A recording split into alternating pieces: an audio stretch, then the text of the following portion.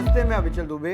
Petrol diesel वो products जिसके hike की वजह से हम और आप लगातार परेशान हैं और जिसके साथ ही सरकार का विरोध भी बेहद तेज़ी से हुआ है। इसलिए सरकार अब जीएसटी काउंसिल की मीटिंग में, उसकी समिति जो बनाई जाती है उसकी मीटिंग में इस पर चर्चा करने वाली है कि जीएसटी के दायरे में पेट्रोल डीजल को लाया जाए। ये एक बड़ी बात है क्योंकि लगातार इसको लेकर सियासी बातें होती रही हैं कि जीएसटी के दायरे में पेट्रोल डीजल को लाया जाए, लेकिन ये संभव नहीं हो पा रहा है। क्यों नहीं हो पा रहा है और क्यों लाना चाहती है सरकार, ये सब आपको क्लियर करेंगे। पहले आप ये समझिए कि अगर पेट्रोल डीजल सस्ते हो गए, सस्ते कैसे हो गए? सस्ते ऐसे होंगे कि अगर जीएसटी के दायरे में आ जाएंगे, यानी कि एक देश एक दाम वाले दायरे में अगर आ जाएंगे तो ये सस्ते हो जाएंगे।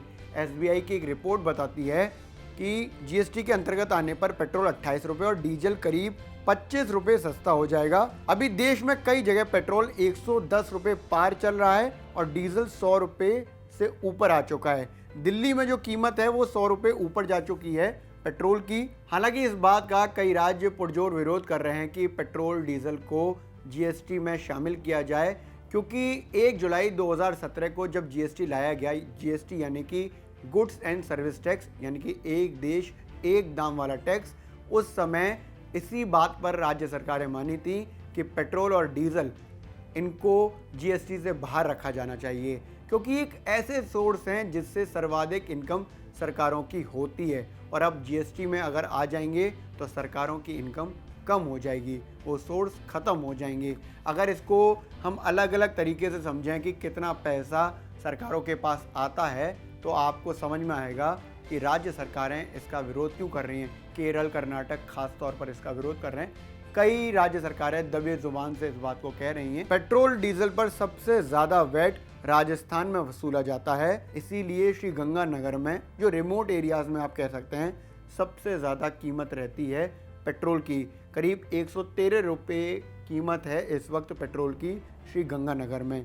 इसके बाद मणिपुर, कर्नाटक, मध्य प्रदेश, केरल, कई सारे ऐसे राज्य हैं जहां पर टैक्स काफ़ी ज़्यादा लगता है। जैसा कि मैंने आपको बताया कि सबसे ज़्यादा वैट राजस्थान वसूलता है पेट्रोल प्रोडक्ट्स पर, लेकिन सबसे ज़्यादा कमाई जो होती है वो महाराष्ट्र की होती है। महाराष्ट्र की जो कमाई है 2020-21 के फाइनेंशियल ईयर में वो करीब 25,500 करोड़ की है, जो पेट्रोल से हुई है। इसके बाद उत्तर प्रदेश का नंबर है और राजस्थान 6वें नंबर पर आता है, क्योंकि राजस्थान में कंज्यूमर्स कम हैं। लेकिन अब केंद्र सरकार इस बात पर काफ़ी गंभीर विचार कर रही है कि पेट्रोल प्रोडक्ट्स को जीएसटी में लाया जाए। कारण साफ है कि पेट्रोल प्रोडक्ट का जो प्राइस है वो बिल्कुल हाथ से निकल चुका है।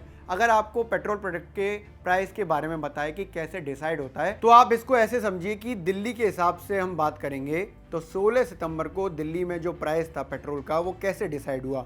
तो पेट्रोल का जो बेस प्राइस रहा वो दिल्ली में 40 रुपये 78 पैसे था। भाड़ा यानी कि लाने ले जाने के लिए जो कॉस्ट उस पर आई वो करीब 32 पैसे आई।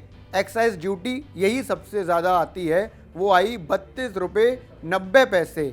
डीलर का कमीशन यानी कि जो उसको बेचता है पेट्रोल पंप वाले का कमीशन, वो 3 रुपये 84 पैसे था। और वैट ये राज्य सरकार यानी कि दिल्ली सरकार द्वारा लगाया गया टैक्स था, जो 25 रुपये 35 पैसे हुआ। इस हिसाब से 16 सितंबर को दिल्ली में पेट्रोल की कीमत हुई 101 रुपये 19 पैसे। इस हिसाब से अगर हम माने कि किस पर कितना असर पड़ेगा, तो सबसे ज़्यादा असर पड़ेगा वो पड़ेगा जनता पर। जनता को कम रेट में पेट्रोल मिलेगा। एसबीआई की रिसर्च रिपोर्ट बताती है कि करीब 28 रुपये सस्ता पेट्रोल हो सकता है। इसके साथ ही करीब 25 रुपये डीजल प्राइसेस में कमी आ सकती है अगर जीएसटी काउंसिल में ये मान लिया जाता है कि जीएसटी के दायरे में पेट्रोल प्रोडक्ट्स को लाया जाएगा। केंद्र सरकार पर जो सबसे बड़ा दबाव आएगा वो इस बात का आएगा कि करीब 1 लाख करोड़ की कमी आ जाएगी, यानी कि उसके रेवेन्यू जनरेशन में 1 लाख करोड़ कम हो जाएगा। राज्यों पर काफ़ी ज़्यादा भार पड़ने वाला है। राज्यों के राजस्व में 30,000 करोड़ की कमी आ सकती है। महाराष्ट्र, जैसे मैंने राज्य बताया आपको, उसको काफ़ी नुकसान होगा क्योंकि कंज्यूमर ज़्यादा हैं, तो 10,000 करोड़ तक का नुकसान हो सकता है।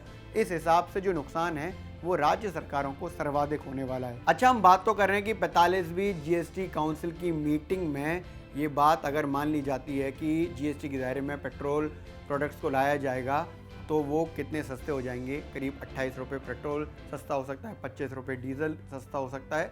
लेकिन आखिर जीएसटी में प्राइसेस कैसे डिसाइड होते हैं? गुड्स एंड सर्विस टैक्स में जो प्राइसेस हैं, अलग अलग स्लैब्स हैं, उसमें प्राइस कैसे डिसाइड किया जाता है? किसी भी सामान्य सर्विस पर जीएसटी लगाने से पहले ये देखा जाता है कि इस वक्त केंद्र और राज्य मिलाकर कितना टैक्स वसूल रही हैं। टेक्निकल लैंग्वेज में इसे आरएनआर यानी कि रेवेन्यू नेचुरल रेट कहते हैं। आरएनआर का कैलकुलेशन इसीलिए किया जाता है कि केंद्र और राज्य सरकारों को बहुत ज़्यादा नुकसान ना उठाना पड़े। और सबसे बड़ी समस्या इस वक्त पेट्रोल प्राइसेस को कम करने के लिए इसी वजह से आ रही है। कुल जमा बात यह है कि अगर पेट्रोल प्राइसेस में कमी आती है, उसे जीएसटी के दायरे में लाया जाता है, तो सबसे ज़्यादा राहत जनता को मिलेगी। हाँ, ये बात अलग है कि केंद्र और राज्य सरकारों को मिलाकर करीब 4 लाख करोड़ का नुकसान उठाना पड़ सकता है। लेकिन ये इसलिए ज़रूरी है क्योंकि एक्साइज ड्यूटी और वैट ख़त्म हो जाएंगे और उसके बाद जीएसटी, जो इस वक्त करीब 28% सर्वाधिक वाली स्लैब है, अगर उसमें भी पेट्रोल को रखा जाता है, तब भी ये अब जो लग रहे हैं टैक्सेस, उससे काफ़ी कम होगा।